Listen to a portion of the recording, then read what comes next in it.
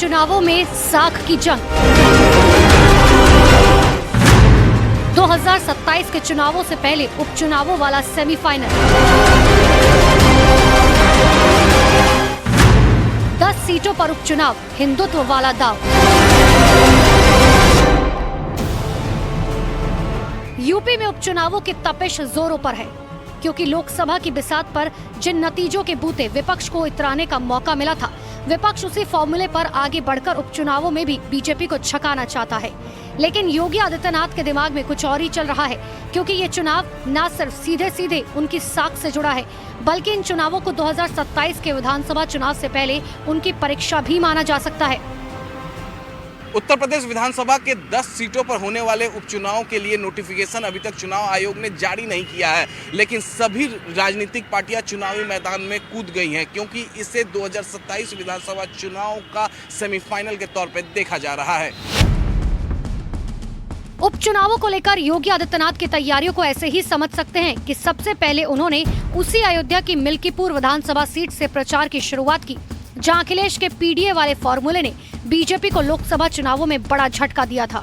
BJP Milkipur seat को किसी भी कीमत पर जीतना चाहती है, जबकि समाजवादी पार्टी भी किसी भी कीमत पर ये सीट हाथ से जाने देना नहीं चाहती। याद रखना, जो बांग्लादेश में हो रहा है, जो चर्चाएं हो रही थी अभी, वहां 90% जो हिंदू बचा है वह दलित समुदाय से है। और मैं इसीलिए कहना चाहूंगा, ये जो सबके मुंह सिले हुए हैं, इसलिए सिले हुए हैं क्योंकि इनके मालूम है कि बांग्लादेश को हिंदू उनका वोटर नहीं होगा। उत्तर प्रदेश की जनता की जिम्मेदारी माननीय मुख्यमंत्री जी की है, जो उनकी लोकतांत्रिक संवैधानिक जिम्मेदारी है।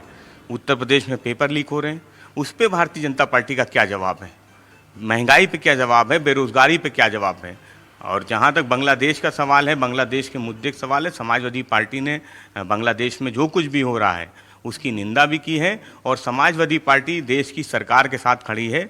विदेश नीति पे बांग्लादेश के मुद्दे पे जो भी देश का स्टैंड है, वही समाजवादी पार्टी का स्टैंड है। मिल्कीपुर में योगी आदित्यनाथ ने जिस तरह से बांग्लादेश के मुद्दे को उठाया, उससे एक बात तो तय है कि पार्टी अपनी हार्डलाइन के साथ ही उपचुनावों में आगे बढ़ने वाली है, जबकि समाजवादी पार्टी पिछड़ा, दलित और अल्पसंख्यक यानी पीडीए के गणित से चुनाव में जीत हासिल करना चाहती है। यही वजह है कि इस फॉर्मूले की काट के लिए योगी आदित्यनाथ ने इस बार इंतजाम कर रखा है। दोनों डिप्टी सीएम केशव प्रसाद मौर्य, ब्रिजेश पाठक, बीजेपी के प्रदेश अध्यक्ष भूपेंद्र चौधरी और संगठन मंत्री धर्मपाल सिंह को 2-2 सीटों की जिम्मेदारी दी गई। पार्टी का मकसद साफ है, और वो ये कि उपचुनावों में ज्यादा से ज्यादा सीटों को अपने पाले में करना। लेकिन बीजेपी और समाजवादी पार्टी के इन समीकरणों के बीच बीएसपी भी चुनावी मैदान में है, जो अपने कोर वोट बैंक के सहारे कोई सरप्राइज दे सकती है।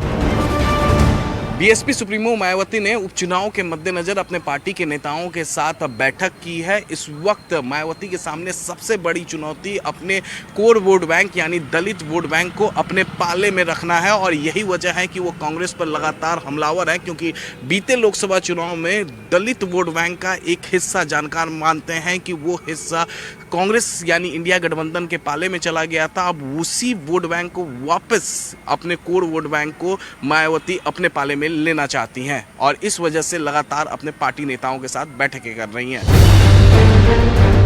बीएसपी लगातार कांग्रेस और बीजेपी को टारगेट कर रही है। कांग्रेस पार्टी के राष्ट्रीय अध्यक्ष के दिए गए बयान की जानकारी मिली, जिससे SC/ST के समक्ष कांग्रेस पार्टी के बयान में बाबा साहेब डॉक्टर भीमराव अंबेडकर को नहीं, बल्कि पंडित जवाहरलाल नेहरू और गांधी जी को आरक्षण का श्रेय दिया गया, जिसमें रत्ती भर भी सच्चाई नहीं है, जबकि वास्तव में आरक्षण का पूरा श्रेय बाबा साहेब डॉक्टर भीमराव अंबेडकर को ही जाता है, जिनको किस तरह से कांग्रेस के लोगों ने संविधान में जाने से रोकने का षड्यंत्र रचा था, तथा उनको चुनाव में भी हराने का काम किया। और आज की डेट में भारतीय जनता पार्टी सत्ता में है, कांग्रेस में सत्ता में नहीं है। क्यों कोस रही है कांग्रेस को? भारतीय जनता पार्टी से आपने मालूम किया कि क्या उनका दलित आरक्षण पर स्टैंड है, मौखिक स्टैंड है उनका? आज की डेट में क्या वो लोग सुप्रीम कोर्ट गए कि नहीं साहब हम क्रीमी लेयर नहीं रखेंगे? हमारी मांग है, और मल्लिकार्जुन खड़गे साहब का वक्तव्य है कि उन्होंने स्पष्ट कहा है कि संविधान का बिल ला करके इस फैसले को पलटा जाए। SC व ST वर्गों के रह रहे लगभग 40 करोड़ से ज्यादा लोग पूर्व में कांग्रेस की रही सरकार की तरह तरह ही वर्तमान बीजेपी की केंद्र की सरकार के द्वारा भी अपने आप को काफी ठगा सा महसूस कर रहे हैं कि भारतीय जनता पार्टी किसी मुद्दे पे समाजवादी पार्टी सवाल करती है, उसका जवाब मायावती जी की तरफ से आता है। तो ये जो छुपा हुआ एजेंडा है, ये जो आघोषित गठबंधन है, इसको जनता समझ चुकी है कि बसपा कहीं ना कहीं भारतीय जनता पार्टी के साथ खड़ी नजर आती है। उधर खबरें ये भी आ रही हैं कि कांग्रेस और समाजवादी पार्टी भले ही on camera all is well का दावा कर रही हो, लेकिन दोनों पार्टियों के भीतर महत्वाकांक्षा की चिंगारी धीरे धीरे सुलग रही है। फूलपुर विधानसभा कांग्रेस नेता की दावेदारी इसी और इशारा कर रही है।